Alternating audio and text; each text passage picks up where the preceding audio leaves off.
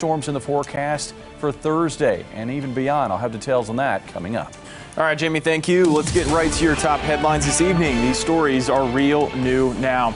It's primary day here in the Show Me State. Voters turned out since early this morning to have their voices heard. The polls are now closed. We share those results coming in. Our Jesse Inman is live at a Bernie Sanders watch party in Springfield. We check in on the latest reactions from Senator Sanders' camp here in town. And does age play a factor when deciding which candidate to support? Our Madison Heaver speaks with voters young and old to find out exactly that. Ozarks Fox News at 9 starts right now. And now, local election results and analysis from your local election headquarters.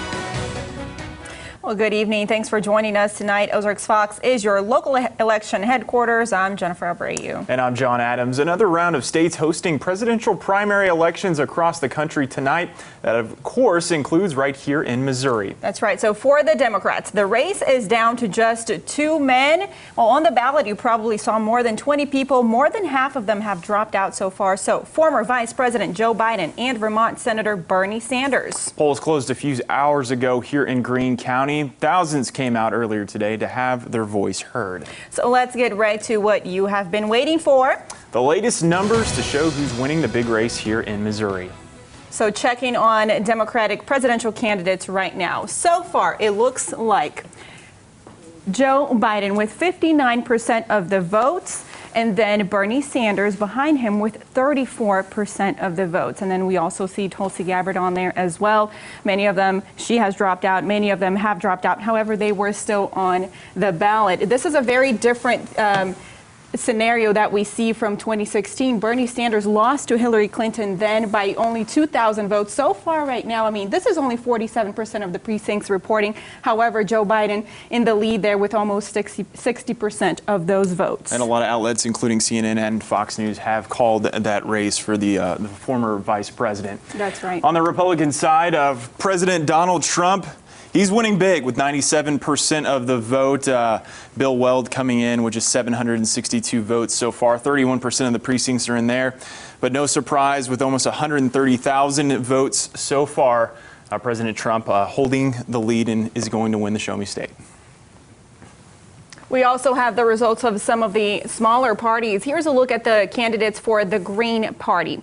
Dario Hunter with 23% of the votes. Looks like Howie Hawkins is in the lead right now with 29% of those votes. And then we also have David Roldy with 16% of the votes. This is with 31% of precincts reporting right now.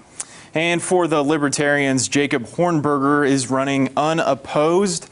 And he has 545 votes so far, 31% of precincts reporting.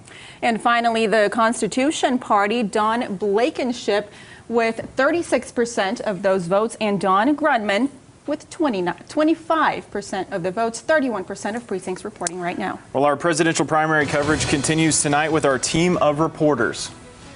Madison Heaver talked with both young and older voters on which candidates they support. And our political analyst, Dr. Brian Calfano, will break everything down for us. He'll join us in the studio coming up here in just a few minutes. But first, let's go to Jesse Inman, who is live at a Bernie Sanders watch party at Coyote's Adobe Cafe in Springfield. Jesse, what can you tell us right now? What is the vibe out there with those results coming in? Bernie Sanders looks like behind Biden right now. Yeah, you know, so far it's not quite as lively as it was here last week. You know, at least back last week on Tuesday, there were a few states that had come through for Senator Sanders at this point.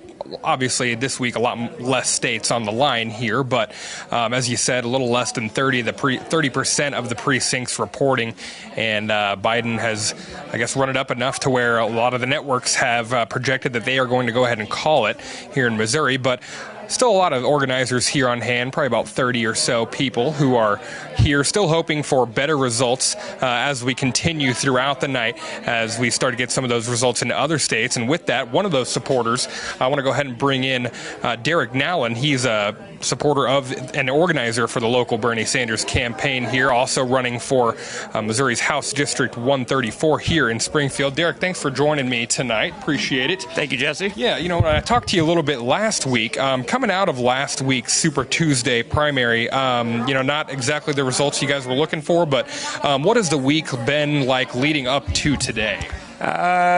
We've all been extremely busy, just working as hard as we could. Despite the results last week, no one's really discouraged. I would say that's a hallmark of the Bernie campaign, is we never say die and we never quit. So we just actually increased our canvassing and phone banking efforts going into the election today. That was our response to Super Tuesday. Right. And so, again, not exactly the desired outcome for tonight, but, what do you think about what you're seeing tonight and also going forward? Well, it's still early tonight, and we've seen enough of these primaries over, between this election and also 2016. We won't give up hope until the last vote is in. As far as going forward, this has never been about one election or even one campaign. We'll get back to work tomorrow on local campaigns and state campaigns and keep working on progressive issues. That's really what this is about. And obviously eager to see how the results come in for Greene County, because it's where they've done a lot of their work here. So we're going to be eager to see how the things kind of play out for tonight. Derek, thanks for joining us. Guys, send it back to you. All right, Jesse, thank you. Well, don't change the channel. We'll still have results coming in here in Missouri and 5 other states that hosted elections tonight as well. Plus, we'll have an in-depth look at what these results could mean for the presidential race as a whole with political analyst Dr. Brian Calfano. And our Madison Heaver will join us to explain how age plays a factor when determining which candidate to support. But before we do that tonight, we want to check on medical coverage. Both candidates, Joe Biden and Bernie Sanders, canceled campaign rallies in Cleveland planned for tonight because of the coronavirus. And locally here in Springfield, the St. Patty's Day parade is also canceled due to concerns over COVID-19. Our Francis Lynn is live on Commercial Street tonight to tell us more about that decision. Francis. Good evening, John. So this street was going to be flooded with thousands of people who were expected to attend the St. Patrick's Day parade this weekend until organizers decided to cancel it earlier this week. The parade committee is concerned about the spread of coronavirus. Leaders did not want to potentially put a large group of people at risk for illness. Tim Grease expects the cancellation will have an economic impact as well. Most people who attend the parade shop and eat at restaurants downtown. The committee is sad about the decision, but says it's the right one to make. This is an event that means spring in the Ozarks. People turn out, people look forward to it, people plan for it. Yeah, we're very, very disappointed. We made an informed decision to cancel the parade because as the People's Parade, we really want to keep our people. It's the responsible decision. Since we have no reported cases in Springfield or Greene County right now, we'd like to do anything we possibly can to keep it that way.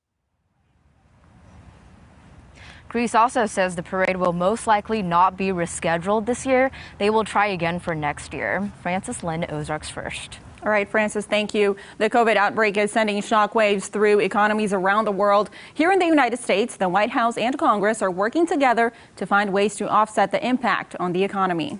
Coming up at 9:30 tonight, we have more for you on those efforts, as well as advice from a financial planner on how to handle the changes in the market. Again, that's coming up here in about 20 minutes at 9:30. That's right. Stay with us. But for now, let's check in with Jamie at the Weather Lab. Jamie, is the rain behind us? What are we seeing for tonight? Well, the rain, this latest wave of rain is behind us, but we've got another wave of rain that's going to come in tomorrow morning, yet another wave after that on Thursday, more over the weekend, and it continues into next week. Very active pattern ahead. More on that in your forecast after this break. You're watching Ozarks Fox News at 9 with John Adams, Jennifer Abreu, and weather with Chief Meteorologist Jamie Warner.